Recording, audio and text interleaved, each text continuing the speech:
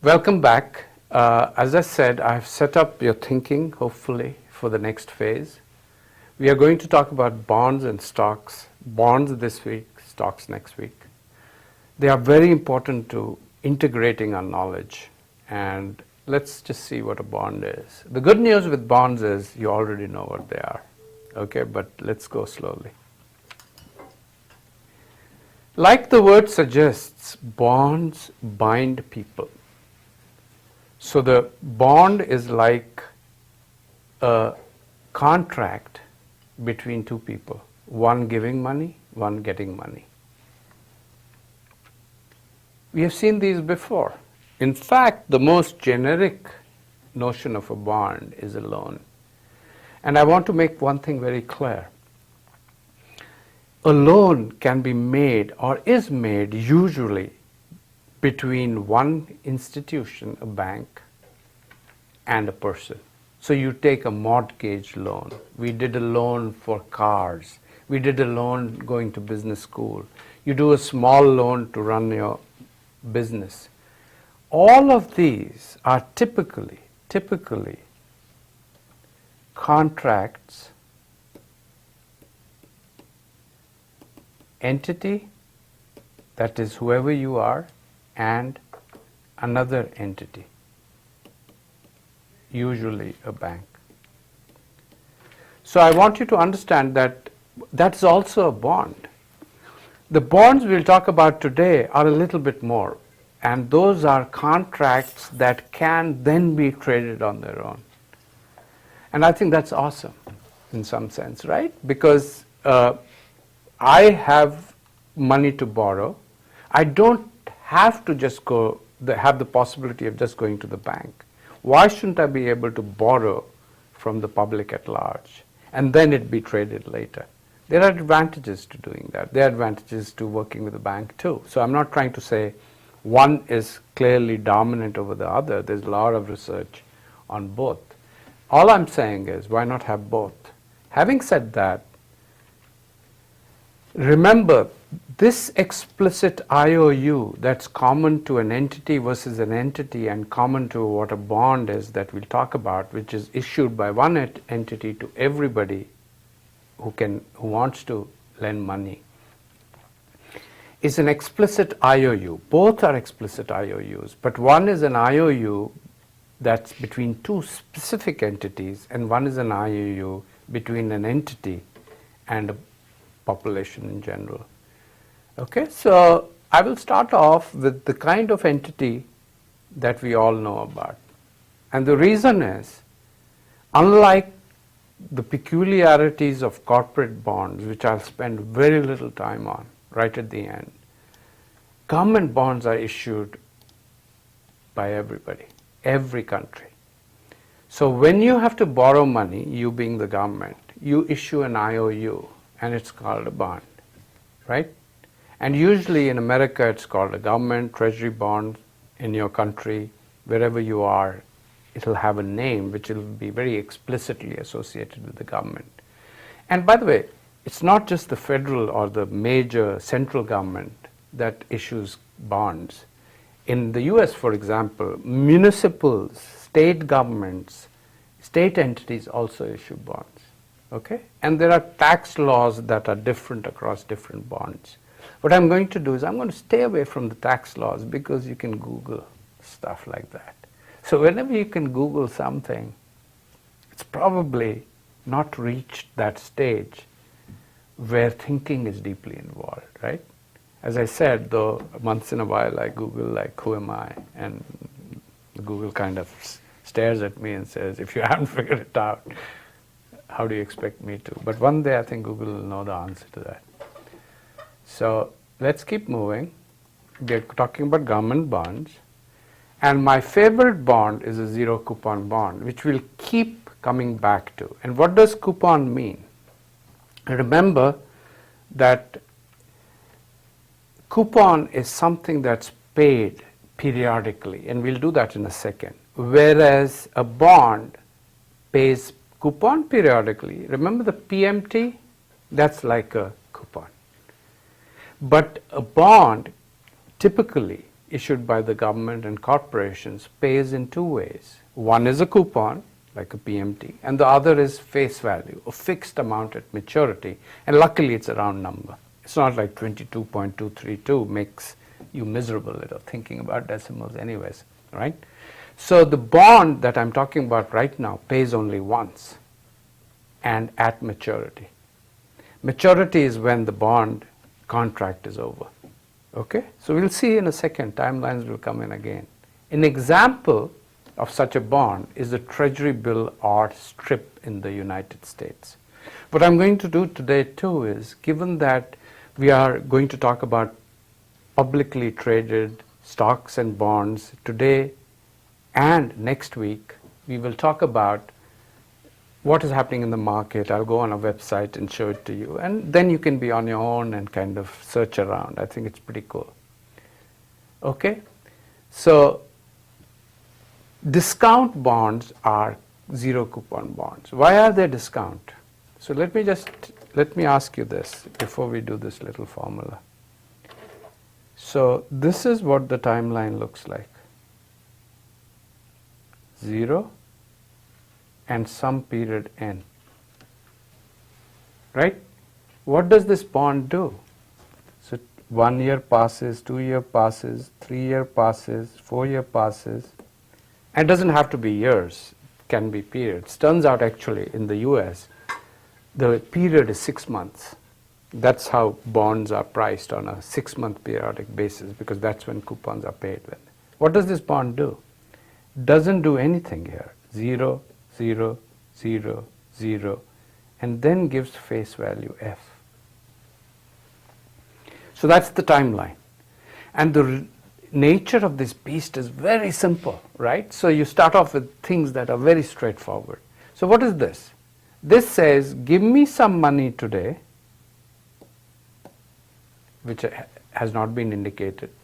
Give me some P today for a future value in the future, obviously.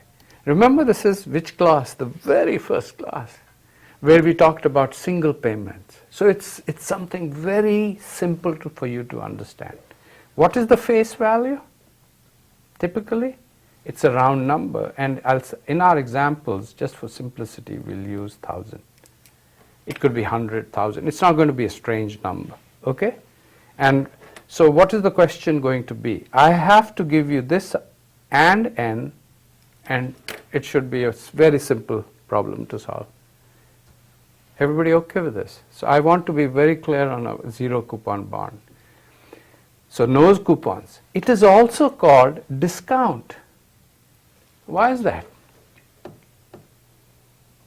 For a very simple reason. R is greater than 0. If R is greater than 0, the price of a bond, has to be less than face value of this kind of bond. Why? Because there's no coupons to compensate for the decrease in value of F when you discount it back. So please don't think it's on sale. Don't think you're somehow making money. No. It's just compensating you for the time value of money, right? And in a fair way. So the reason why it's also called a discount bond, when you hear that word, as soon as you hear unqualified discount bond, you should be able to think zero coupon. Okay? So let's do examples. First, a very simple example. Suppose a zero coupon bond pays $1,000 exactly 1 year from now. What is the price of the bond today if the interest rate on similar bonds is 2%? And whenever I say interest rate unqualified, what does it mean? Monthly, quarterly, yearly? Always annual.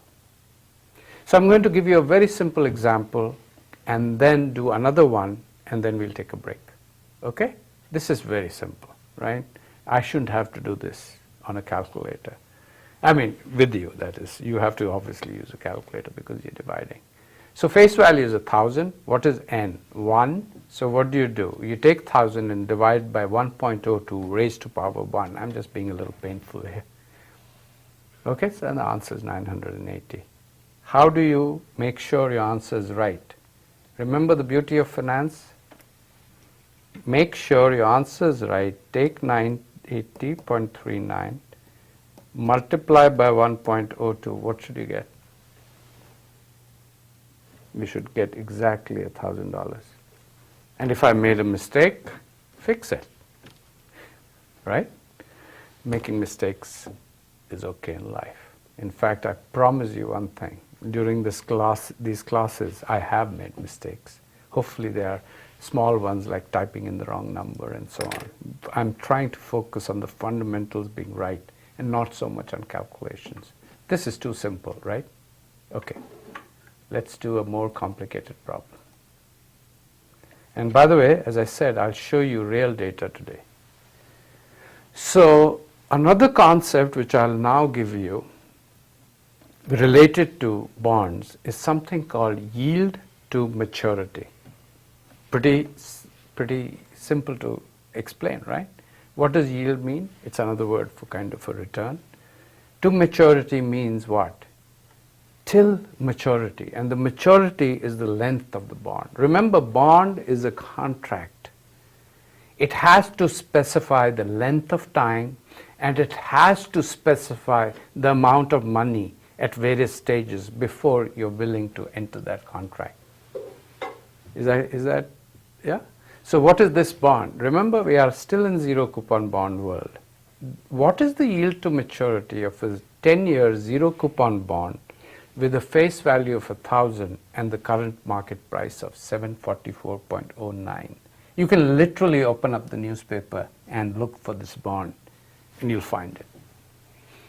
Okay, the face value may not be 1,000, it may be 100, but that's just a 0, right?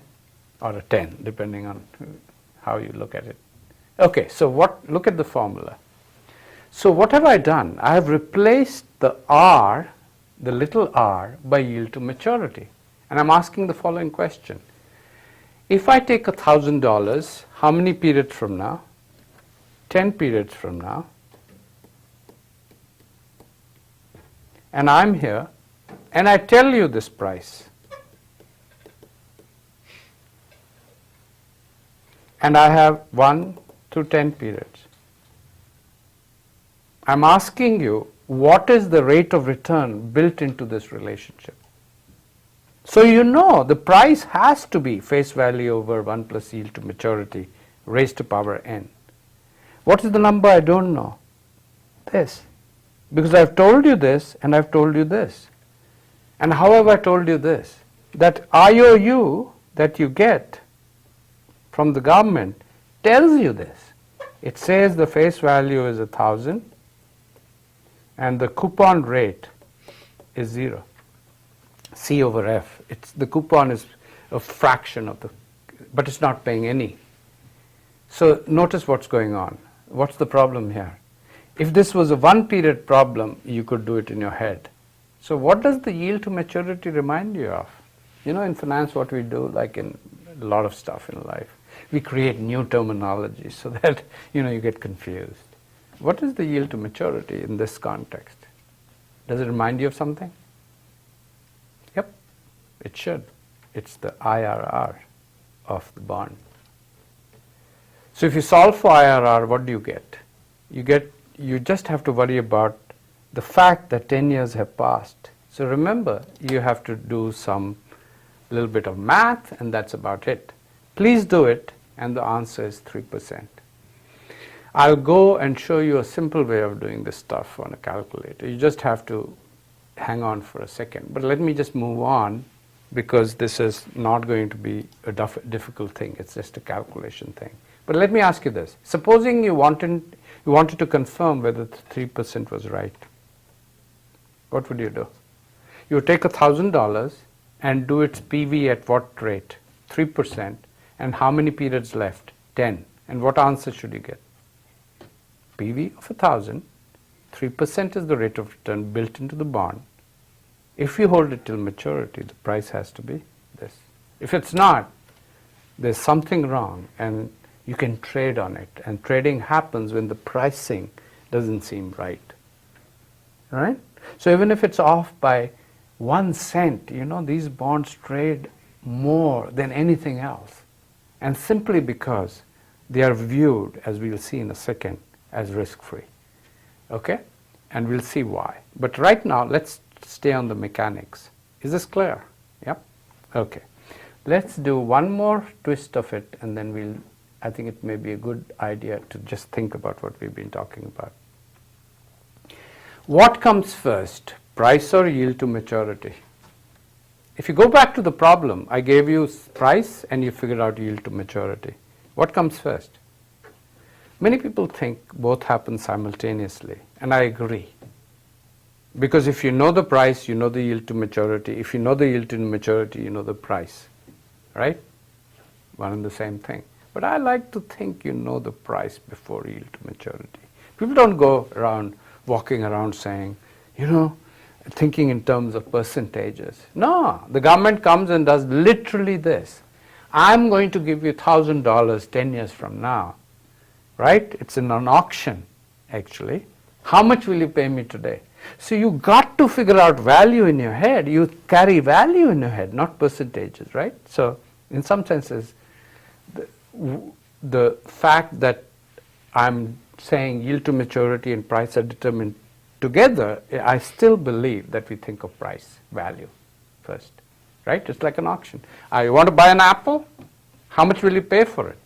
Similarly, do you want to buy $1,000 10 years from now? How much will you pay for it? And built into that exercise for that is a yield to maturity.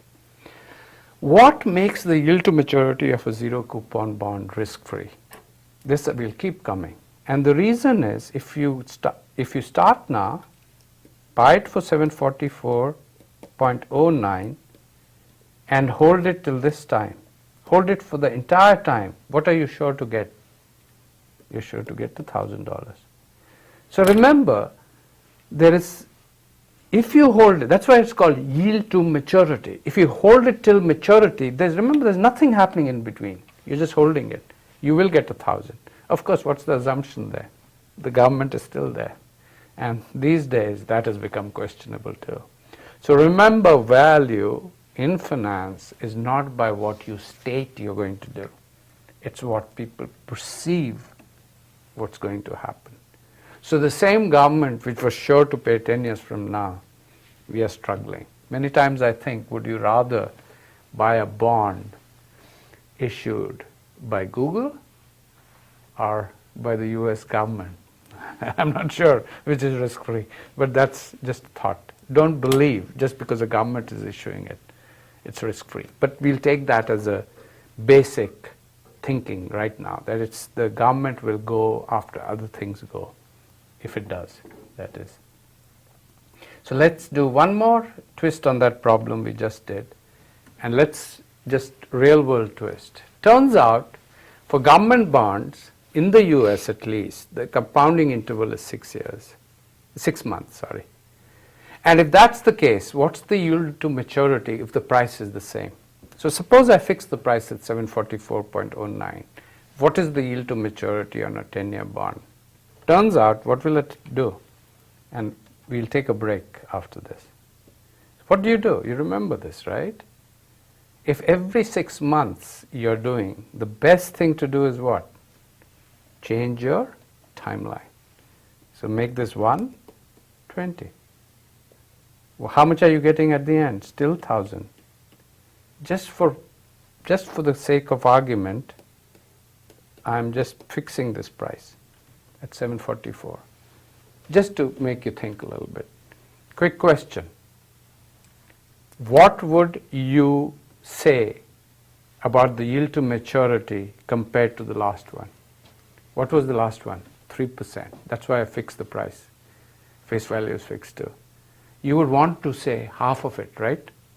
You would want to say 1.5%. And that's where you might as well take a dagger and shove it right in my gut. Because what are you ignoring? Always pause. You're ignoring compounding. So the number has to be less than 1.5, right? So please do this exercise. Make sure I got the number right. What will you do? You'll do the PV of $1,000. How much N? 20. And what is the interest rate? 1.489. And what should you get? Good old 744.09. Let's take a break. Think about this. It's the simplest bond. See you soon.